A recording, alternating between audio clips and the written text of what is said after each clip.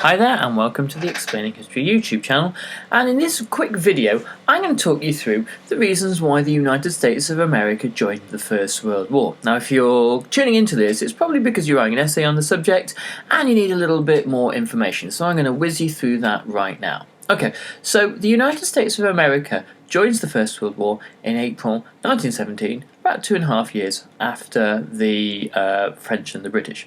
America doesn't join as a full ally of Britain and France, but is what we know as an associated power. So they're on the same side, but they're not a full ally, so they don't necessarily agree with the war aims of the British and the French. The president who led America into war, Woodrow Wilson, had also promised at the outbreak of war in 1914 that he certainly wouldn't be joining the European conflict. However, a number of things occur during the First World War that makes it more likely that America will. The first thing is in 1915, the American commercial banks such as JP Morgan, are allowed to lend to the Allied side. Initially, this had been banned, and there had been a prohibition on lending to either side in the war, as it might drag America in.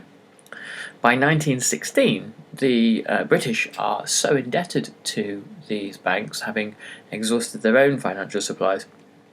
For example, JP Morgan simply pays for the Battle of the Somme, and underwrites it almost in its entirety. So there's a big financial incentive for America becoming involved to help the Allies in order to protect its financial investment. By 1916, the Federal Reserve the American Central Bank, begins to underwrite the loans that are issued by private banks to the Allies. And that means that if the Allies are unable to pay the debt back, then the American government, the American Federal Reserve, pays the debt to banks like JP Morgan. The two events that are chiefly blamed on bringing America into the war are, firstly, the resumption of unrestricted U-boat warfare. So initially, in 1915, the Germans had launched unrestricted U-boat warfare, sinking any ship coming to or from the British Isles, irrespective of where it was from. This created such an outcry that the Kaiser, the German emperor, panicked and feared that the Americans would be dragged into the war. After all, it was their ships in the main that were being sunk.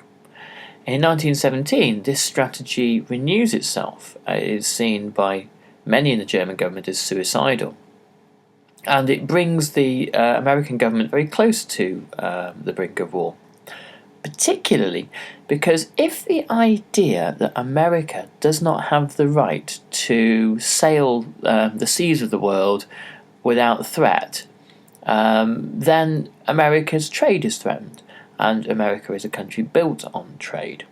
One of the war aims that Wilson had was to gain control of the high seas.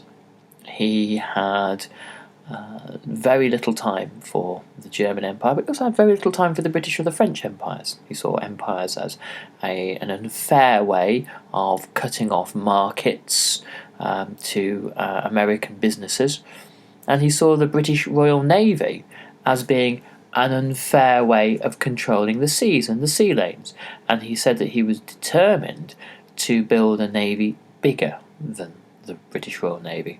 So he was a president who actually treated his allies, well, not allies, but associated powers and enemies, with a fairly even hand, and this did not suit the British at all. The threat that Wilson always held over the British and French was that once America joined the war, was that America might seek a separate peace treaty with Germany and allow Germany to carry on fighting the French and the British. This obviously never comes to pass, but it was a huge piece of bargaining power. The final reason that brings America into the war is the Zimmermann telegram. This was a telegram from Germany to its embassy in Mexico, which was designed to, which was a set of ideas about inviting the Mexican government to invade America should America go to war with Germany. It was intercepted by the British, and the British presented it to the Americans and leaked it into the American press, and there was outrage, understandably. And it is this that really tips America over into the war. But this is really the short-term cause.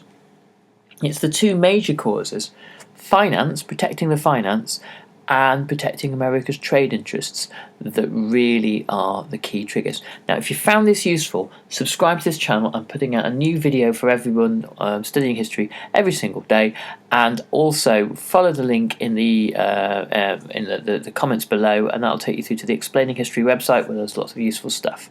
Thanks very much. Bye bye.